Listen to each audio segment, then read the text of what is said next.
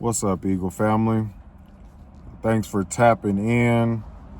Um, I just want to talk to y'all about day two. Day two, man. And day two is the second day that I was doing asset protection. And so, day two it was a pretty rough day.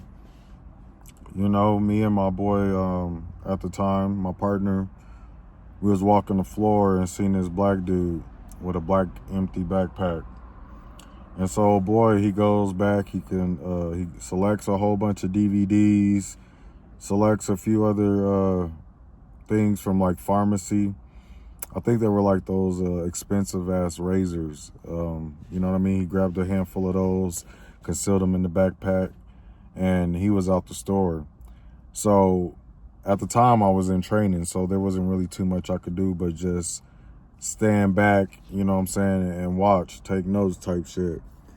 So my partner goes to make the stop and the dude just automatically flees, right? So my partner, he's trying to grab him, get him in the office, right? So I step in front of him, you know what I'm saying, the shoplifter.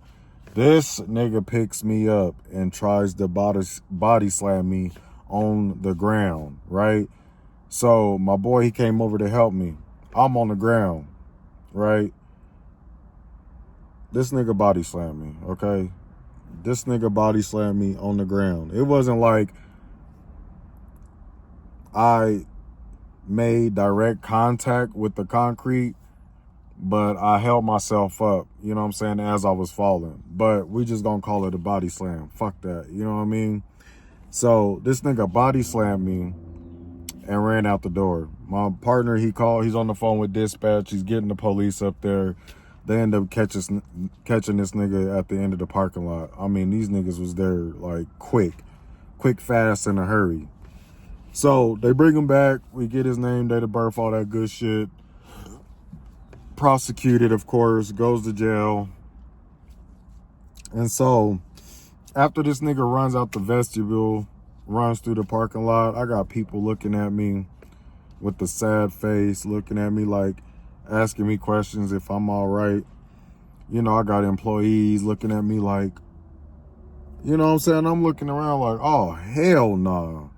Oh, hell no. You know what I'm saying? So after I left for the day, I went home and I started to just rethink this whole AP shit. I was like, you know, man, like, fuck this. Like, is this something that I'm really trying to get into? You know what I'm saying? Is this something that I really want to do going forward? You know what I mean? Like, is this what it's really about? You know what I'm saying? Like, damn. I'm like, all right. So I made a decision. I was like, fuck that, man. Like, I'm going to stay in this shit. Like, you know what I mean? I'm already in it. Like, I'm going to stay in it. But I promise you, that shit will never, ever, ever, ever, ever, ever, ever, ever, ever, ever happen again. You understand what I'm saying? That shit will never happen again. So I told myself from that day going forward that I was going hard or I wasn't going to do this shit at all.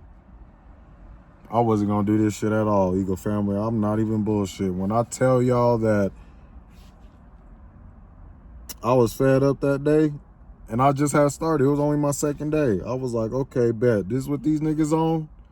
What this shit about? Okay, cool. I got something for them.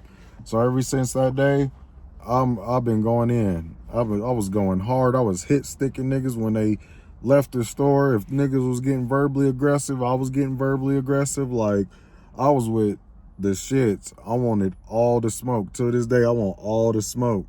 You know what I'm saying? Because I think about that day all the time, and I'm like, nigga, like, for real, like, damn.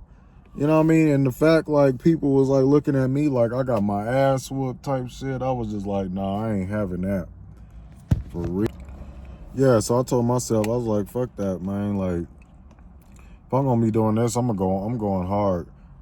You know what I mean? Like, ain't no way these niggas gonna come in here think they gonna punk me and then flee. Like, oh, hell no. Like, we not doing that shit. So, from that day on, like, I was going hard. You know what I'm saying? Giving these niggas the blues. You know what I mean? So I tell y'all that story to say, if you gonna do this, do it. You know what I'm saying? Like, I understand people, get the jitters, they get nervous about doing this job, but you're not gonna learn unless you get out there and get your hands dirty, because one of these apprehensions, one of these situations it's gonna be your breaking point. It's gonna be your breaking point. You're gonna be like, you know what? Okay, fuck this. You know what I'm saying? And you're gonna be like, all right. Then you're gonna start going hard on it. You know what I mean? You're gonna start getting raw with it, just like I did. Because I went into this whole AP thing like, oh yeah, I'm gonna be cool. You know what I'm saying? Like, I'm gonna just walk the floor. You know what I'm saying? Make sure everything's straight. But that day, just the second day, I was like, yeah, nigga, it's going down. From here on out, any nigga want to bang, we can do that. Like, y'all got the game like fucked up. If y'all think y'all gonna come in here, put hands on me, take the merchandise and flee, nah, that's not the message I'm trying to send. So yeah, it was going down. I didn't give two fucks about what nobody had to say. I didn't care about going outside of the policy. You know what I'm saying? Like, from that day forward, like, my mind was just like, if I get fired over one of these apprehensions, whatever, it's cool. But I promise you, that motherfucker that I done apprehended will know not to come back in this store on that same shit that they came in here on. You feel me? So, like I said, one of these situations is going to be your breaking point. Whether it's an apprehension, whether it's a customer interaction, whether it has to deal with an internal, it don't matter what situation is, but you will have your breaking point to where it's gonna be like, all right, bet, this is what y'all on. Okay, cool. I'm gonna meet your energy. I'm gonna match your energy. Wherever you at, I'm gonna match it. You know what I mean? So, to all my APAs out there, like, do this with passion. You know what I'm saying? Give it to these niggas the raw way. Real talk. Don't care about what nobody say, what nobody think. You got to do this shit. Cause like these niggas don't, they don't give a fuck about us. Like, these niggas, they sometimes go in the store with the intentions of, wanting to kill us over this shit, wanting to fight us over this shit, and there was an APA in Peachtree, Georgia in 2016, which made me even go more harder than I already was. And he was going to make an apprehension on a black dude who had pushed out with, I think, 3 TVs. And when he approached him, the dude pulled out a gun and shot and killed him. And so when the news hit when word got out and hit the news, like, it went everywhere, and then the company started, like, holding us accountable like it was our fault, you know what I mean? So they was, like, coming down on us, talking about, oh, if you go hands-on, you will be terminated, like, no ends, Fs, or buts about it. And I was like, nah, fuck that. Like, I'm not about to back down because, these niggas got guns, shit like that. Like, I understand it, it's dangerous, but you got to know what you're signing up for. This is the type of shit that comes with the job. You know what I mean? So you got to keep that in mind.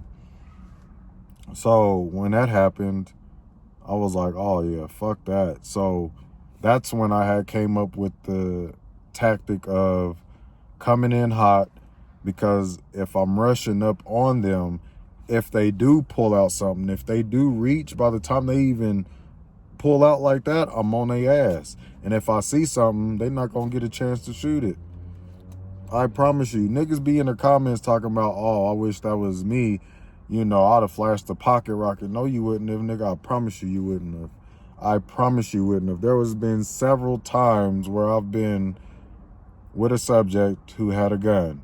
And not one of those times Did they ever try to pull it? Did they ever threaten to pull it out and do something with it?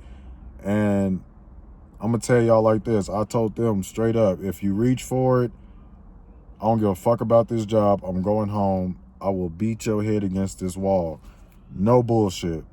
No bullshit. You know what I'm saying? Because that type of story, like, I'm like, this dude had a wife. He had, 2-3 kids, and he ain't coming home. All because some silly ass shoplifter, wanted to shoot him over 3 TVs. And when you look at the dude that shot him, he didn't even look like he was packing none. He had on a dingy ass blue shirt with some blue jeans. He didn't look like he was packing nothing. You feel me? So that's why I go as hard as I do, because of people like that. Like, I use this platform to bully the bullies. I don't like bullies. So I use this platform. I use that authority that they gave us to bully the people that like to come in the store and think they're going to bully our associates and bully us. You feel me? So that's what it is, y'all. But if you're going to do this, do this. Don't be scared to do it. If you don't know how to walk the floor, just get on the floor and learn. Just learn. You're not going to know until you actually do it. You know what I mean? Like, for me, it wasn't easy starting off. And I will share many more experience videos with y'all. But just know that, like, in order to get over whatever you're going through, as far as why you can't walk the floor, why you can't catch people, just keep doing it. You will catch on to it. Things will hit you as you learn and as you go. You know what I'm saying? But the most important thing is that you be present. You be on the sales floor. You know what I'm saying? Like, there shouldn't be no reason why people should feel comfortable coming into the stores and acting out, being crazy. Ain't no room for all that. Ain't no room for all that. But yeah, man. I want to thank y'all for tapping in. Be aware, stand your ground, watch your surroundings at all times, stay alert. It's your boy Eagle Eye Miller. Till next time, raw and unscripted. The suspected shoplifter facing charges in the shooting death of a Walmart worker is scheduled to face a judge within the next 90 minutes. This is a mugshot of the accused killer, Boaz Fordyce. Channel 2's Tony Thomas is live in Gwinnett County at the jail. And Tony, it still is not clear why this confrontation turned deadly. Yeah, police say at this hour they still have no idea. Lilburn police say they received tips from all over the state after people saw that grainy surveillance video from the Walmart store, and at least one of those tips led them directly to Boaz Fordyce. Detectives say this is Fordyce walking into the Walmart Sunday night. Moments later, he had allegedly shoplifted 3 TVs, and when guard J.D. Ferguson tried to stop him, police say Fordyce pulled a gun and shot Ferguson in the stomach. The warrants I obtained show the gunman used a, quote, .380 caliber handgun. Investigators this morning said Fordyce has not given any explanation. But based on the conversations that we've had with him, we are no closer to figuring out why than we were when we started this. Ferguson's family recently released a statement calling the arrest bittersweet. While they are happy that, quote, a suspect has been apprehended, they said they are saddened by the fact this arrest will in no way bring J.D. back, and 2 men have been taken away from their families.